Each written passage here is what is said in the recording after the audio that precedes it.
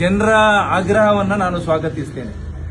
ಈ ರೀತಿಯ ಪ್ರಕ್ರಿಯೆಗಳು ಸಮಾಜದಲ್ಲಿ ನಡೆದರೆ ಯಾರು ಕೂಡ ಬದುಕುವಂತ ಆ ವ್ಯವಸ್ಥೆಯೇ ಸಮಾಜದಲ್ಲಿ ಇಲ್ಲ ಅನ್ನತಕ್ಕಂಥ ಸಂದೇಶ ಇವತ್ತಿನ ಈ ಪೈಶಾಚಿಕ ಕೃತ್ಯದ ಮುಖಾಂತರ ಸಾಬೀತಾಗಿದೆ.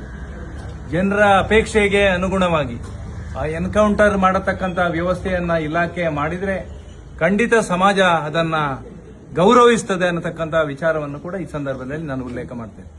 ಸರ್ಕಾರ ಯುವತಿಯ ಮನೆಯವರಿಗೆ ಪರಿಹಾರ ಕೊಡುವಂತ ಕೆಲಸ ಕಾರ್ಯಗಳು ಸರ್ಕಾರದ ಕಡೆಯಿಂದ ಆಗಬೇಕು.